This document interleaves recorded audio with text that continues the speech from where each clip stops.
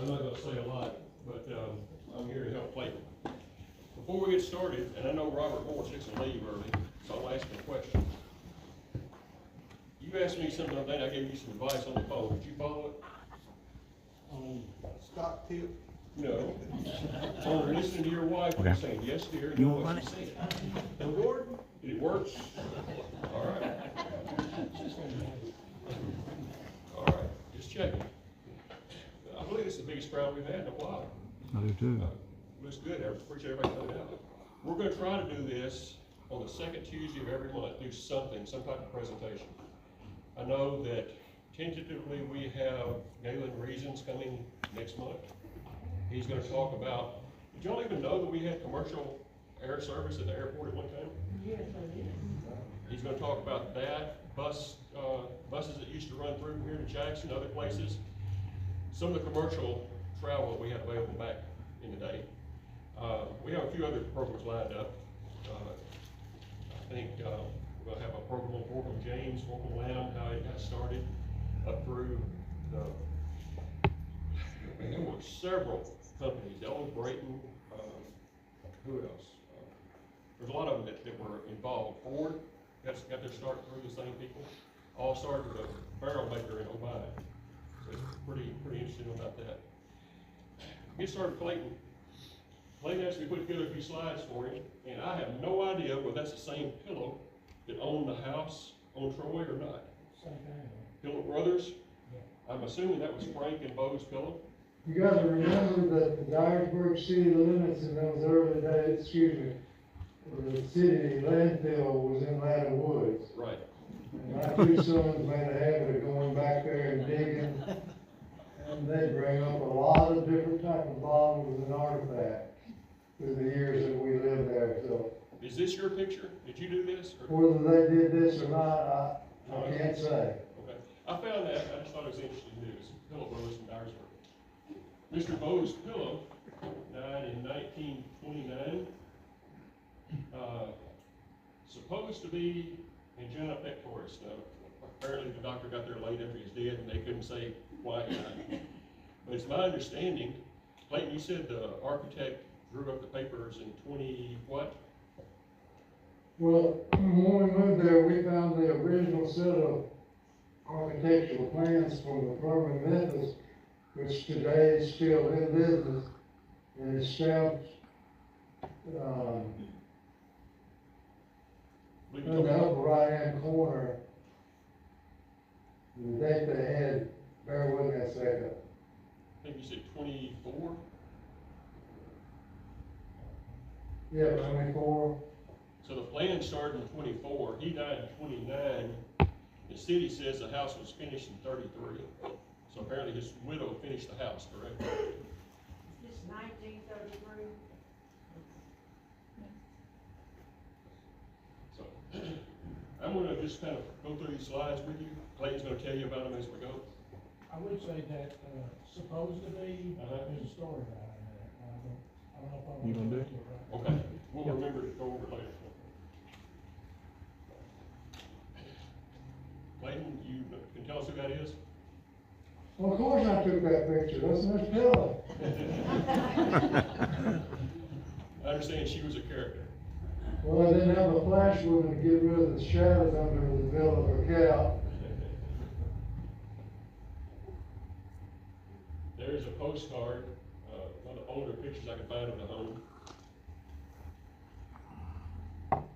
That also appeared in the Memphis Commercial Appeal. This picture? Yes. Okay. Thank you. Do you know who the architect was? Do you know who the architect was? I can't hear you now. Can you remember the name of the architect, Lady? The architect. Since, I don't have it in my notes, but I can look it up for you. They're still in business. Started with an A, Oh, okay. but it was, I made a mistake of giving those blueprint prints to the next owner of the house.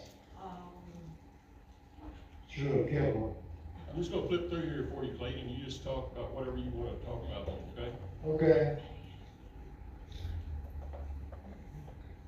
That's Mrs. Pillow in the southern what she called the music room facing Watkins Jewel House. And I'll tell you a story about the piano that finally wound up in that room. She owned a lumber mill in Jackson, Mississippi, so back then they didn't have drywall, so everything was stucco on metal slab. 2x6 walls instead of 2x4s. So it was sturdy built. Up here at the top, this Bose Barkley building, is that right? Looks like it. Yeah.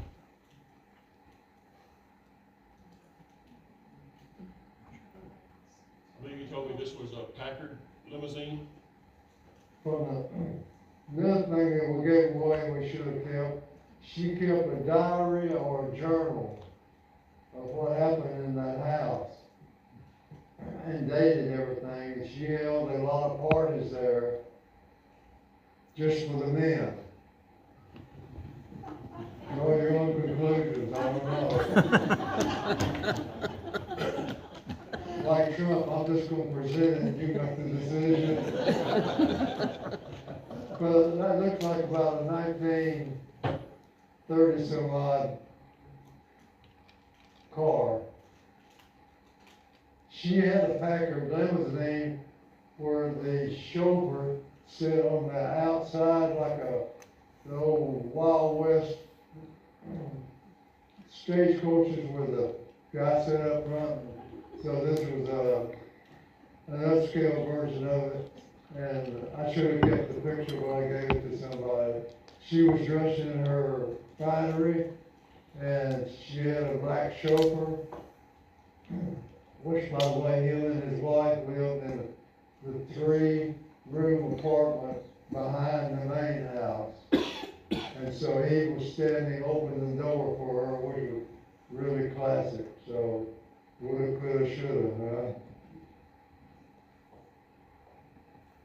What about this one, Clayton? That's the house looked when my wife and I bought it in 1972. So that's the way it stood. Is that a TV antenna on top of that thing? Yeah. That was called the gun turret for my boys. They always wanted to see what was in there. That was up on the 3rd floor. And I finally think they punched a hole through so they could look out. Curiosity got the best of them. And said you tore up the ceiling. But they were always looking.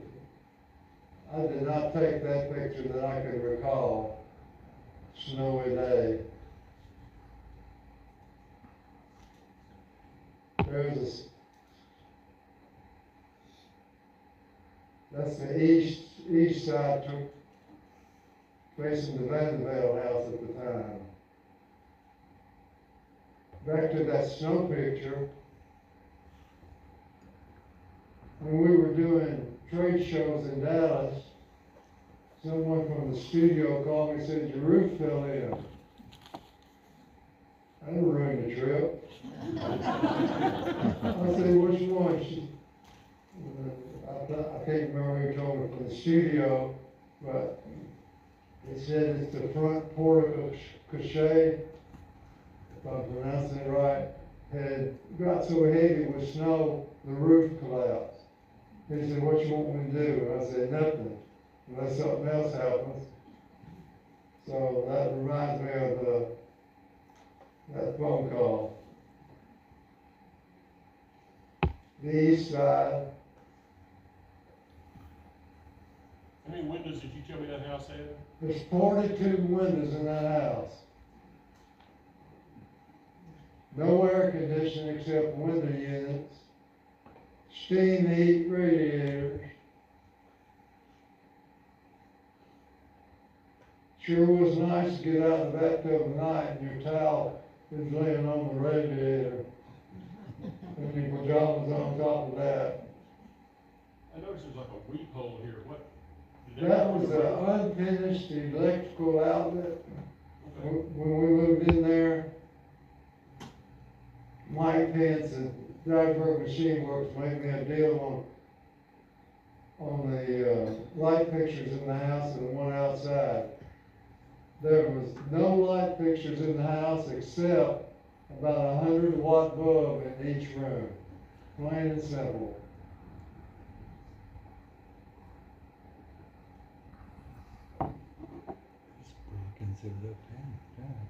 I probably took that one. You notice two chimney stacks in the upper right-hand corner. One was for the fireplace in that little room right below it, and the other one went to the furnace. Excuse me for backing up, but I had a call from the studio and said there's a duck in the dining room. I said, oh no. Linda, I asked Linda what kind of duck it was. She said, I don't know, it's a duck.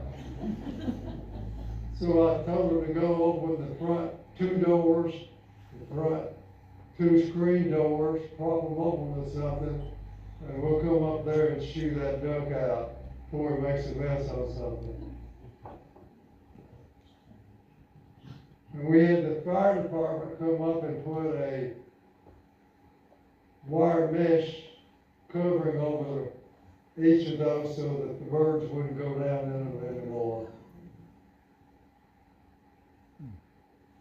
That was after we had the house re-stuccoed. Kermit Book Company, people that did the whole homework on the Dyersburg courthouse, we hired them to do it. So I was at the studio and Mr. Buck said, you need to come up here and look at it. I said, what's wrong? He said, you need to come up here. So I drove up there and go thinking, what's going on now, you know? Maybe there's an oil well or a gold mine. But once they sandblasted the stucco, all the cracks showed up that was filled with dirt. I said, how do we get rid of it? He said, you're gonna have to sandblast the whole house and we'll re-stucco it for you. So we didn't have a choice. So they stayed up there a whole month doing that. I think that was towards the winter of '72. And I think I remember it was around $5,000 or $6,000.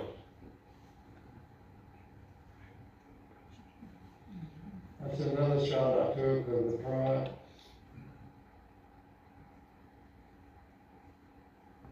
Most of the windows were in the back. That's the way the house looks today. The Edges family lives in that. Tamara and Todd Edgen. The other day, her mother,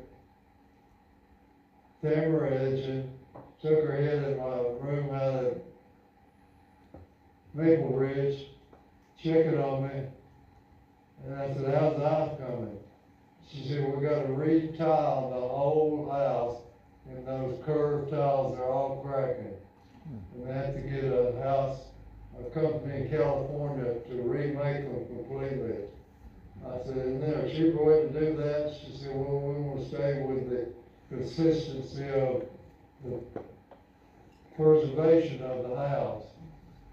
And she said, oh, by the way, the living room ceiling is bowing down too.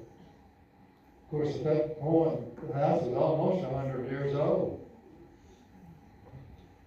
But Ken Witt, my photographer, took that and we photoshopped the windows with the glow in them, give it a realistic look. That's how the back looked when we lived there. That was Linda's Buick, which was about a '75 Buick. You see how many windows there are in the back. There on the right, behind the trees, two trees in the middle of the image, was the smoker. All those windows would crank out. And I'll tell you about the porters a little bit later on. That's where the men had to go folks want their cigars. It's a curved stairway going up, stained glass windows. At the time, there was not a wood railing on the staircase. It was upstairs in the attic and they wouldn't fit. So we didn't do anything with it. When Percy Smith bought the house, moved there, he's a woodworker, he finished all those himself. So you mean the hand railing, Percy Pardon? did that? The hand railing, Percy did that? The railing on the stairs, Percy finished it? Yeah, Percy Smith did that, you know, as an art in doing that. Weighing and steaming, you know, understand. Okay. So he did a great job, it fit.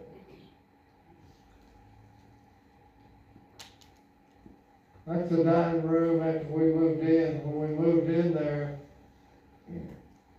we didn't have a dining room table big enough. I think there's 8 or 9 chairs to this room. And Mr. Leroy Burks, if you remember the high school out on the new high school we call it today, he had a antique store on a dog track house. So he said, I'll find you a table and chairs. So he went to Boston and found a really nice, perfect table with 3 piers and all the chairs, and brought it back to Dyersburg himself. And while I'm in that room, on the right-hand side, it's not there, when we were going through the house with Mrs. Mildred Dirks, was the only living relative of Mrs. Pillow. She lived in Cincinnati, Ohio, and she would come down to Dyersburg twice a year checking on the house. Clark P. Moss was her attorney in Dyersburg, and he kept notice on the house also. And there was those were 10-foot ceilings.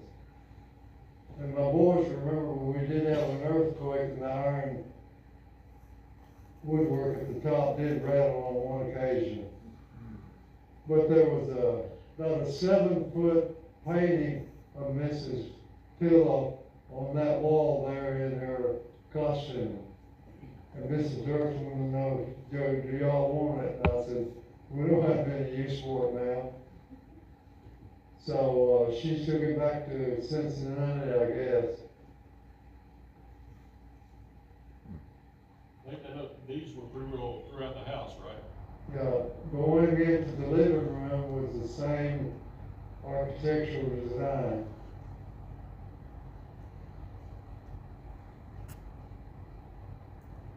We all look good when we were young, did we not? That was my 2 sons.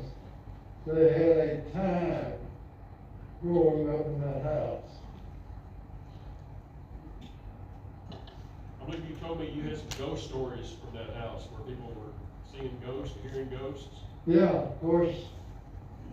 I was reading the newspaper in that north room I told you about, and something caught my eye. And I looked around the corner of the newspaper, and I saw a figure gliding through the dining room in a long beige flowing gown.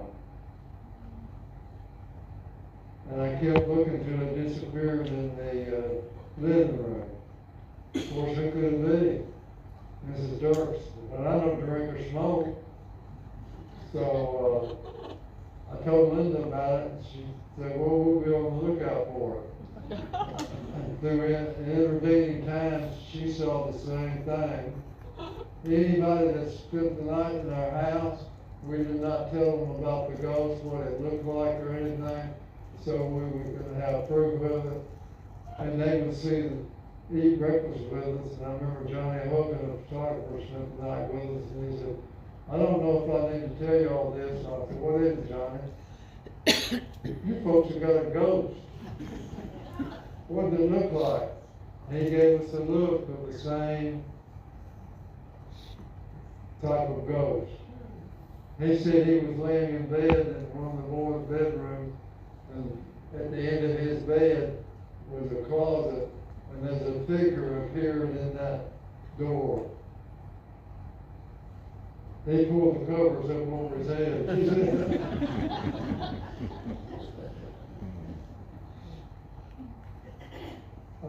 Miss Engine let Chris and I all grown up come into the house.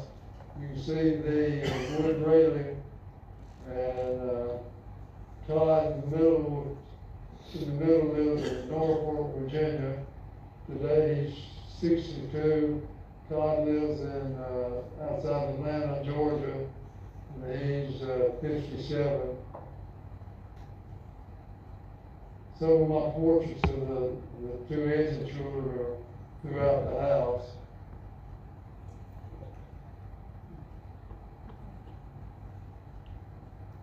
Family history.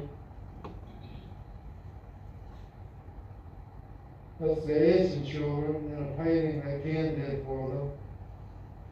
And they did a lot of landscaping. That's Mallory and Miller. They both graduated from the University of Mississippi. Miller is had a law degree, and Mallory, I forget which type of industry you're going into. Pardon me on that. I think that's the last picture we've got. You had some other stories you want to tell? Oh yeah, I got some notes here going. Bill and I had a discussion on actually when the house was built. And is Glenn still here tonight? Haven't seen him. He clarified something for us, so I won't override him or anything. He's a building contractor retired. So for all general purposes, we're gonna say between 1924 and 1931, all right? They had two house numbers, 1015 Troy and 1039 Troy. Our light meter was across the pole in Mr. Lewis Terrence's yard on a telephone pole. And our water meter was in the Yule front yard. Why? Because the rumor was that you came on the property, Mrs. Pillow would open the window and wave her pistol at you. She would not let the meter readers come on her property, and they had to set the meter across the street. So, go with that one, would you? The water meter is still in front of the Yule house. It's not connected to anything, but it's still there. The water meter Yeah, is still there. yeah. Good deal, yeah. Also, had a discussion about Thomas Barkley. Was that her son by her first marriage? Or when Bill looked it up, it showed as a nephew in the Census Bureau? It's 1940 census, he lived there, and it gave that he was her nephew. Nephew. The story had always been that he was her son from a previous marriage. But Yeah. He was a Barkley. That's what I thought. He was a lawyer. There was about 500 law books in the library on 2 shelves. And everybody asked, did you find any money between the pages? Then I looked through it, 500 books. We found handwritten notes with no $100 bill. All right. Did you have? Well, I was just gonna say, I knew Miss Pella during the 60s, and she said Thomas was her son. Her son, okay. That's what she said. Well, that's what Clayton said, but in the census papers, it actually said it was her nephew, so that was kind of a question for us. I called most of the lawyers in town and told them I had these books dating back to 1800 and said, you know, you're welcome to them. And I had 2 lawyers come up, Well, one of them was my neighbor, Boynton Jewel, and Gerald Ketchum had started a business, and he said, I need these two, I don't have one. So, I sold the last 132 of those logbooks in my estate sale in Newbern when I sold my house I was living in 3 months ago. Went to an antique dealer. So they're gone. The house wiring. We're sitting there on Labor Day, we turned the light switch on the wall in the kitchen, and the light bulb in the stove came on. And they said, that ghost is still here. And I said, so I called the electrical company, and the wiring was underground coming from Troy Avenue. Underground in, they didn't have conduit pipe back then, it was galvanized lead water pipe. And it had shorted out somehow or another. So I called Mr. Burl Jernigan, who was chairman of the electrical board. I said, what can we do about this? He said, well, I can set you 1, 2, 3 trees on your north boundary. I said, I don't want any trees, any poles. And he said, well, I'll sell you the running linens that you need for underground that cut city costs. And you'll have to grow it yourself, and then we'll look it up. I said, good deal. So that's how it came to it. And we had, of course, had the old, remember y'all, they had the screw in fuses to the old boxes? We had to replace the whole box with breakers. So little by little, everybody has made improvements to that house. You tell me when to stop, Bill. You go ahead. You're doing good. Servant quarters. They lived in a 3-room servant quarters out back. She was the maid, and he was the chauffeur. It was an old kitchen, all they had in it was a refrigerator, a stove, a cast iron double well sink in the kitchen. And that's what we inherited. And a refrigerator.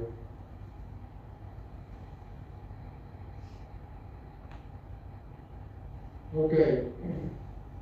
Also, we discovered outside the kitchen on a wall, there was a box with little arrows with numbers that went from 1 to, I don't know, 12 or something like that. And then they said, what are those? And I remembered the doorbells that were all around the house. And also one under the dining room rug so Mrs. Phillip could touch it with her foot, and that told the kitchen staff to come in and serve. So the house, the little arrow would point towards a certain number. I said, good, I know where you are now, Linda. The men's smoking room on the southwest corner had 1, 2, 3, 4, 5 crank out double windows, and you still had the screen, they had to go back there and smoke. Because I read about that in the journal. I won't go into other parts of it. But at least they had to go out there and smoke. Okay. You saw the construction picture of her in that room under construction earlier. There was an oval top to that room. Back to it. Oh. They had an oval top to the room. And when we moved in there, talking to Mrs. Dirks, there was a chicken mini grand piano, a player piano, over to the side with an antique cabinet that had all the rolls in that you put in the player piano, crank it up. So I'm gonna do a Bill Murray groundhog thing and learn how to. Some of you know what I'm talking about, some of you don't. Okay, the story about that, we didn't buy it. John Myers Piano Company made a deal with Mrs. Pillow to transport everything that we didn't buy back to her home in Cincinnati. We bought it from Mrs. Dirks, her living on the living rather than nephew, niece. So, the story goes, sorry about my phone, I thought I turned it off. John Myers got the piano, okay? He refinished it, reworked it. Had Elvis Presley come in at night and look at it. He told me this himself. I said, "Did you buy it?" He said, "No, I came in, drove up in his Cadillac with his 3 or 4 guards, but he said he almost did." I said, "What finally happened to it?" He said, "I had to sell it to a piano dealer in Atlanta to get rid of it. But he had refurnished it. Of course, I didn't see it after that. So I was hoping to say that Elvis played a piano that was in our house. I could be like Trump and say, "Oh yeah, let me tell you something about that." I hadn't, until you said that, I hadn't noticed, I thought that was just an arch going into the room, but that whole room, the ceiling was curved like that, wasn't it? It was over the top. Hey, Clayton, you remember when Myers had a little white grand piano under glass out in front of their business Yeah. on East Court? Yeah. A gentleman called me the other day. He has that piano in his closet. He's going to bring it here. We're going to try to refurbish it and get it tuned and be able to play it here. Amen. Yeah. We're gonna resurrect Elvis. When we bought the house, there's 2 pier mirrors about 8 foot tall in that house. They were written into the deed. Never heard of that, but it was written so that they'd stay with the house evidently. And they were gold gilded type, ornate design mirrors. And we lived, of course, we had to,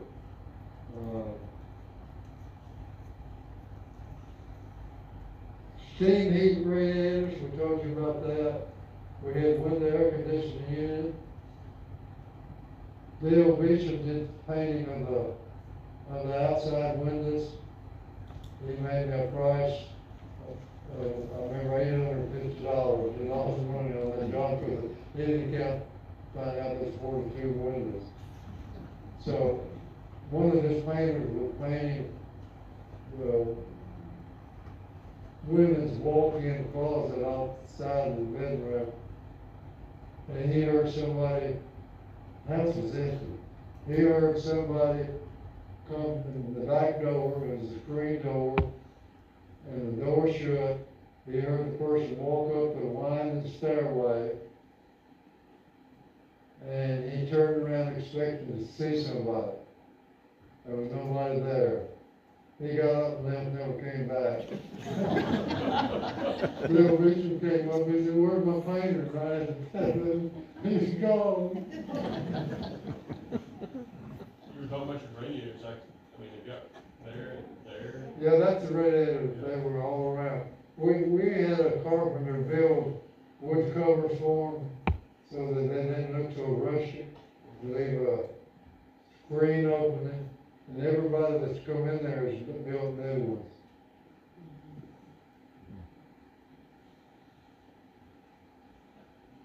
there were gold specks, 24 karat gold specks in the stain that was in all of the woodwork. It was written in our journal.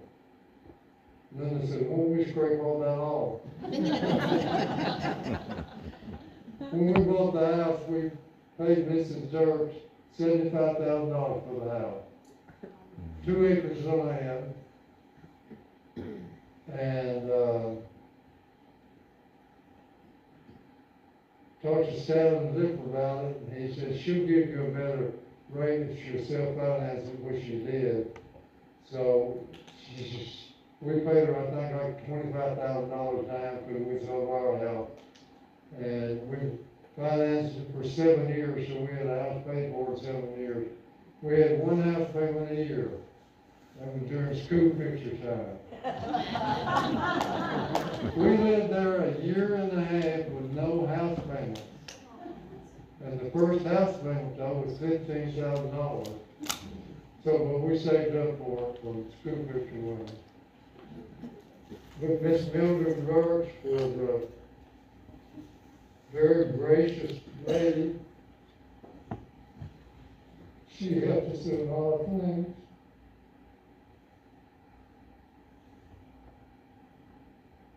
I told you about Elvis, the kitchen, the furnace, the painting in the dining room, front porch falling in, fireplace duct, kitchen stove. Oh, we had Mike, can't think of Mike's last name. Had the diver machine work. So that's, Pence. that's all it Mike Pence. Mike Pence. He called me up on the phone and he said, can we go to look at the house? I said, yeah. And he said, where's the light fixture? I said, not in it. He said, this is your day.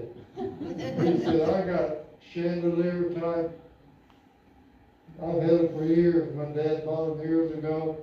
He said, I'll just about give them to you and get them out of the warehouse. So he made me a deal. I think he had 6 or 8. And they're all a little bit different.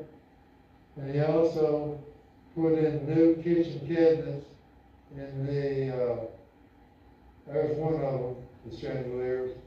They weren't really on, everybody that's moved there has moved them up a notch on the scale. Of course, we were young people, we didn't have any money, so we wanted somebody else to do that.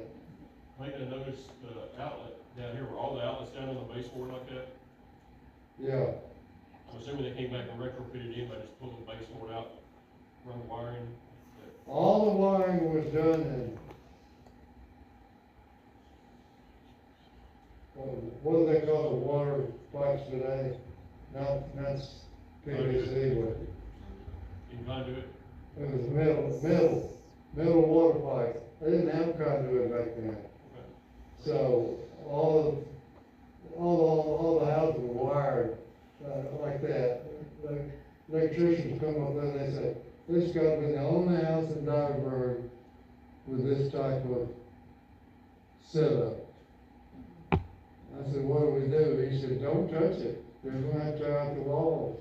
They said, it's good. Please.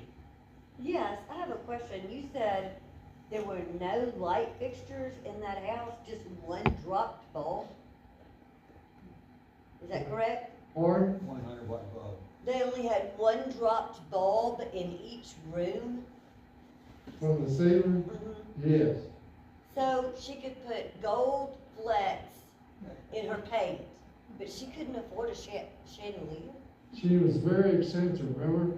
She put a 38 pistol outside the window to take a shot.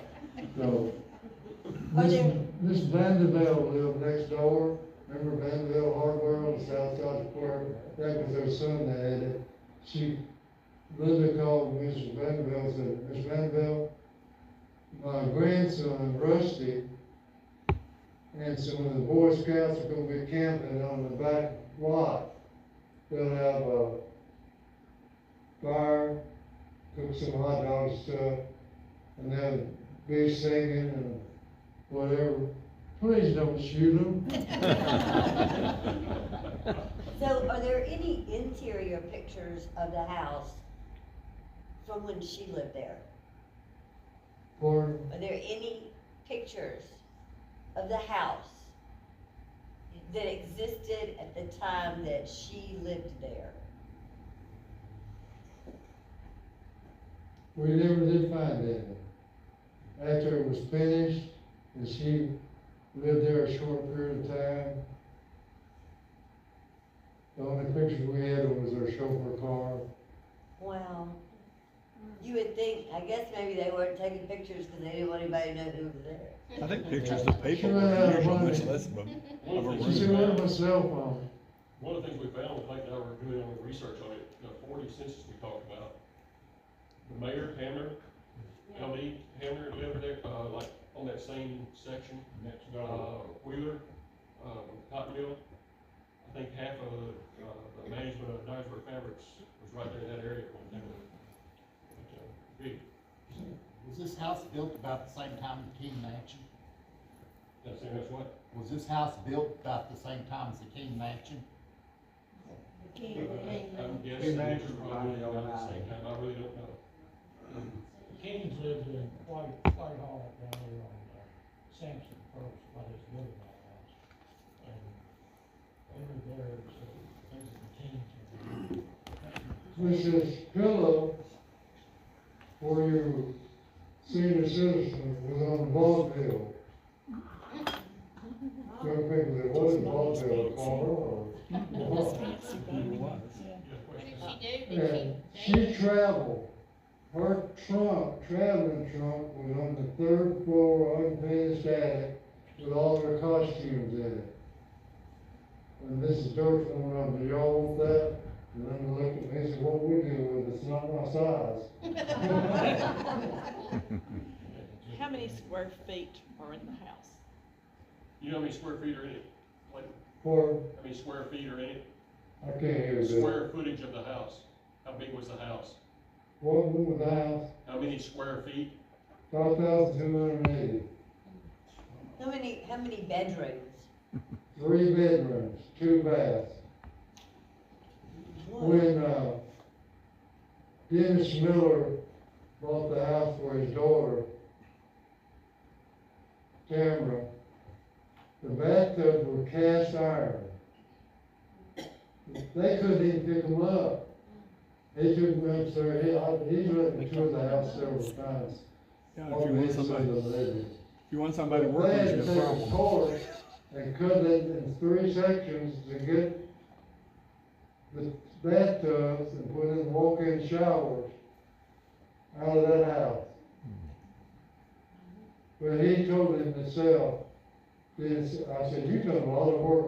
You know, he was on a lot of real estate, and he knew about stuff. I said, you've done some work here. He said, yeah, $250,000 worth on the inside of that house. That was just him. So you gave 75,000 for it, and he put in 250 after he bought it. Or, You gave 75,000, and he put in 250 after he paid for it, after he bought it. Yeah. Yeah. you know, of course, we sold it to Tom Curry Jr. Tom Curry Jr. finally sold it to Percy Smith, banker. Percy Smith sold it to, Hey, Dr. Kate. And, cause Percy bought the whole Vanderbilt house and tore it down. So the house has a lot of history. And, take me on my word, you know, I'm not making any of this stuff up. The stuff I personally seen, my wife has seen at the time. It is very interesting. We never got out to the gold flakes though. But my boys,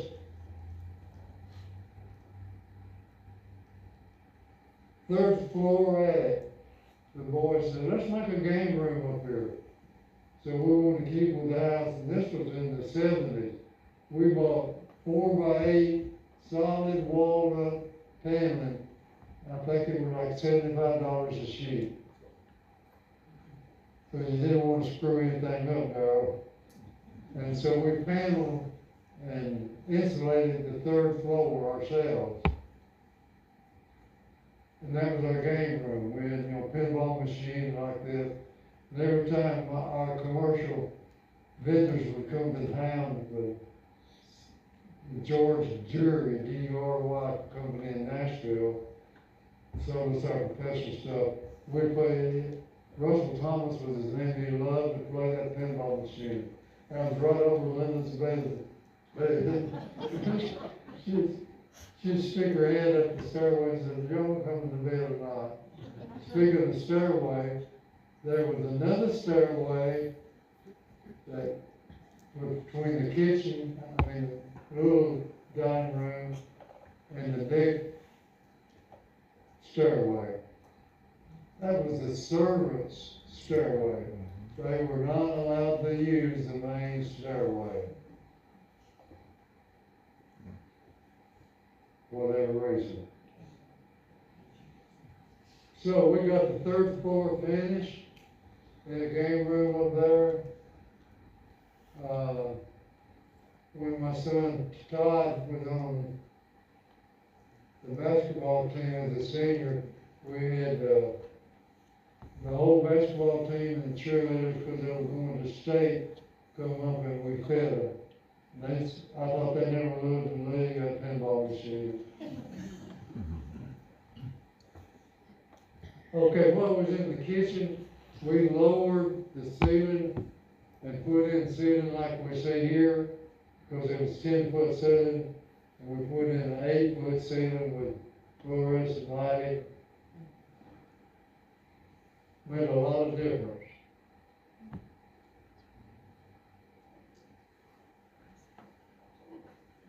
Some friends of mine, Rod Noble,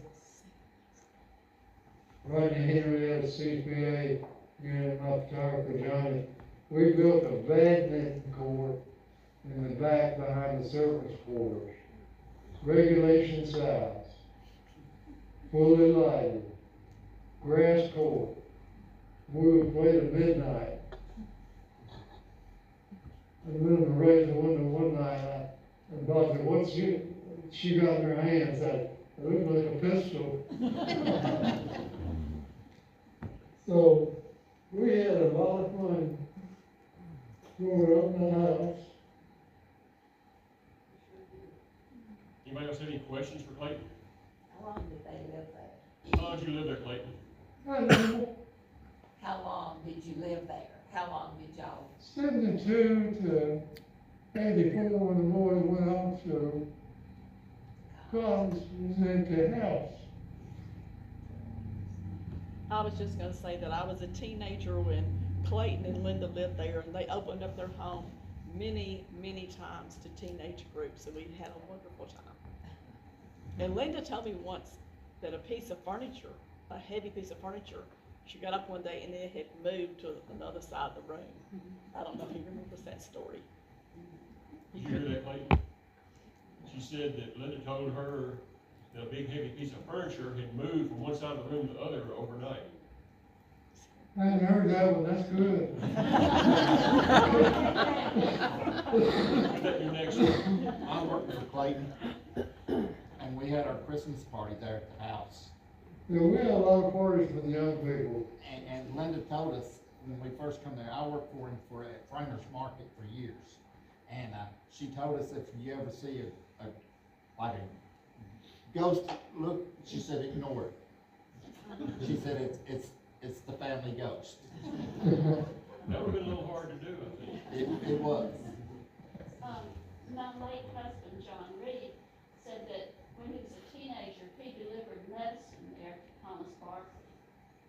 Thomas had colitis and could hardly move, and he lived in one room of the house. He couldn't get up steps, and he lived in one room, and said that he had a law degree, but he had never had the first case.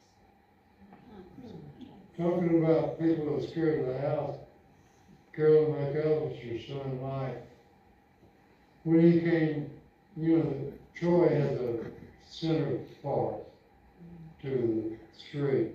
He'd get out on his hands and knees like a soldier and crawl, looking up at the house, make sure he can get by safe going to Jenny Walker School. Do that every day. Robert Boyd was back there a minute ago, I was picking on him, but before he left, he said that Ray Ashley used to deliver papers. And he was scared to go up there, he wouldn't drive up in the driveway with his bicycle, because he was scared to go close to the house. Bill, I'm just curious about the journal. Who has the journal? Do you still have that journal, Clayton? Her journal? One of the worst things I ever done was giving her a handwritten journal away. It was done in cursive. Who has it, do you know? Beautiful cursive. I gave it to the Courage when they moved in, and I tried to trace it, and I ain't been able to contact Tom. But you had to decipher word by word, and she gave a history of the parties, the men smoking cigars, what meal they had. And Linda said, we should have kept that for history. That is true. Yeah. Oh, But at the time, we didn't have a museum, Daddy. We got one now. Who was it? Okay. Clayton? Have you heard any gangster stories related to that house? Like during. Gangster story. Right. I have, in all honesty, not. Of course, I never read the whole journal either. Your eyes get tired trying to decipher that. Because, you know, her traveling around the country, she met all kind of people in her vaudeville act. They used to say Al Capone had stayed in that house on his way to Memphis from Chicago. Pardon? They used to say that Al Capone had stayed in that house on I his way had to heard Memphis. that. Well, if he said he did, he did. Phone sent more places than Abraham Lincoln. What did she do in her vaudeville act? Did she like dance or, Pardon? in her vaudeville act, did she dance or just do skit or do you know? So, anybody in here ever seen a vaudeville show? yeah. Tell her what a vaudeville show is, because I've never seen it. I know about it. There's song and dance, Okay, song and dance. costume changes. Like Gypsy Rose, Yeah. Gypsy Yeah. Rose Lee. Yeah, Okay. If you showed above the knees, you're, yeah. Risque. Yeah. Of course, at the time, you're not thinking, yeah. And Mrs. Dirks was going to give us the traveling truck in costume. And you didn't take it. Oh, man, No, that would be a don't give it to great her. thing to have. Just so she wouldn't have to haul it back. But we were young, didn't know anything. Can y'all remember your young days? Well, Mrs. Pella, we moved to Dyersburg in 1952, and my father was a minister, and she was a member of our church, so he went to see her, and he couldn't get in. She was a recluse then. And then when I was in high school, she broke her hip and was in the hospital, so of course my mother and daddy went to see her. So she said, oh, please, please come see me when I get back home. So my friends and I went to see her lots of times. And, you know, we went all over the house, and she would keep the blinds all closed, and we would go and we would open all the blinds, and then the next time we'd go, of course, they'd all be closed again. But on the story of Thomas Barkley, my friends, one year we sent Christmas cards for her. And maybe that was the same year we went to Schlester's and got gifts for her to give to some people. And so some of my friends and I got a Christmas tree and took to her. Well, she didn't want the Christmas tree because she said Thomas had phlebitis, I think. And she was afraid he would trip over the wire. So we didn't put the Christmas tree up. But he died in September 1963. And they had a funeral at night, a private funeral in her home, and I had never Yeah, heard they of had a it. night funeral. They had a night funeral. My sister got married in that house. Yeah. Yeah, she still lives in Dyersburg.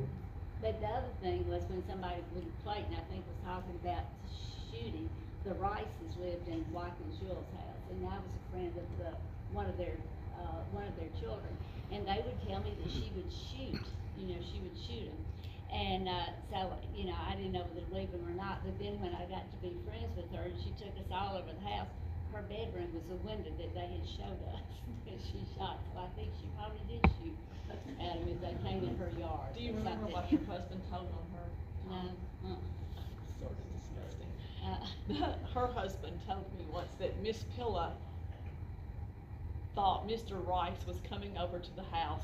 Remember what she? oh, yes. Yes. Well, one thing, he would do, she would cut two things, and Miss Pella she was out of her head a lot of the times. Let's That's a hope nice so. way of saying it.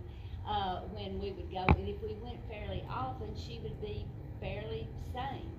And, but yes, she said that he would pump chloroform up in her windows, and she said you smelled it, and then also the other thing. Well, I she want- said that Mr. Rice would, Oh, he urinate on her house. Oh, no. That's the story. And I knew that, wasn't true, so, but she was fun, we visited her a lot. On one hand, she was okay, but it didn't last very long. She was fly off the edge. But when my wife Linda called over there and told about the Boy Scouts thing, please, Miss Bill, don't shoot my Boy Scout. She was an interesting character. Clayton had asked me before we started to hold it about this amount of time, and he's gonna stick around and answer questions. If you have any questions, we'll stop by and ask anything, but we appreciate, you got something else with it? There's one thing I'd like to add, Okay. totally unrelated to the house. If you know someone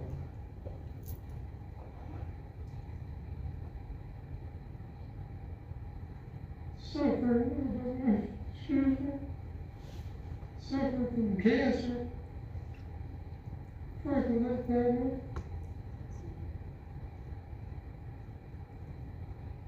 And that's what's happening to me. Thank you for your prayers. Thank you for coming and listening to a part of my life. Thank you for sharing. Yes. We appreciate it.